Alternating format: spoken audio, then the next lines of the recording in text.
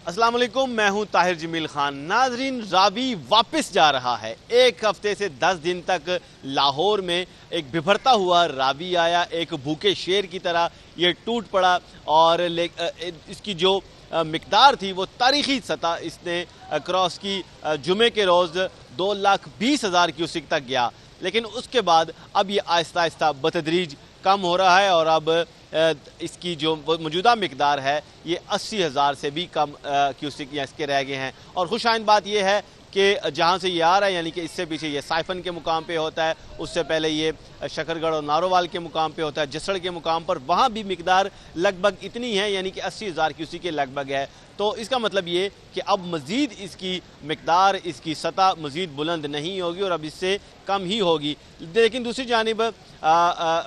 PDMA के मुताबिक नौमा स्पेल भी चल रहा है मानसून का, और ऐसे में बारिशों की वजह से सतह बुलंद भी हो सकती है। और भारत की साइड पे जो थीन डैम है, रंजीत सागर डैम, वो भी तकरीबन सुनने में ये आ रहा है कि माहिरीन की जानिब से ये बताया जा रहा है कि वो भी अब 90% तक दोबारा भर चुका है। और भारत अगर वहाँ से पानी छोड़ता है तो फिर यहाँ पे हंगामी हालात दोबारा पैदा हो जाएंगे। लेकिन फिल वक्त खुशाइन बात यह है कि शहर ख़तरे से बाहर है और पानी बतदरीज उतर रहा है। पानी था कितना, इसका अंदाज़ा इस बात से आप लगाएं कि वो सामने कैमरामैन अब्बास भट्ट आपको दिखाएगा कि वो आपको शहरी नज़र आ रहे हैं दरिया के अंदर, वहाँ अब ये लोग हैं। लेकिन गुज़िश्ता रोज़ ये सारा यहाँ पे हम खड़े हैं नए रावी पुल पे, शादरा के मुकाम पे, ये सारा यहाँ पर पानी था और ये ठाठे मारता हुआ ये एक दरिया था जो कि परली तरफ वो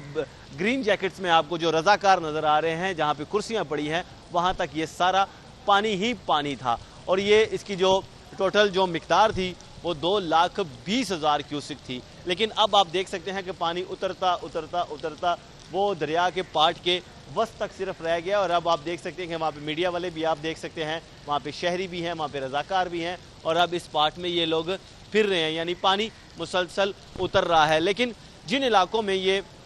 आसपास के इलाकों में चला गया था, शहर के अंदर तो ज़ाहिर नहीं था गया। 2.5 लाख कम अज़ कम जो कैपेसिटी है वो लाहौर में रावी की है, रावी को संभालने की है, 2.5 लाख क्यूसिक के पानी को। लेकिन इर्द गिर्द की जो आबादियाँ थी, ख़ासकर जो रावी के बेड पे जो आबादियाँ थी, जो सोसाइटीज़ थी, वहाँ पानी ज़रूर गया और वो लोग उससे मुतासिर हुए। लाहौर के 5 तहसीलों के 28 मौज़ाजात ऐसे हैं जो मुतासिर हुए हैं और वहाँ से लगभग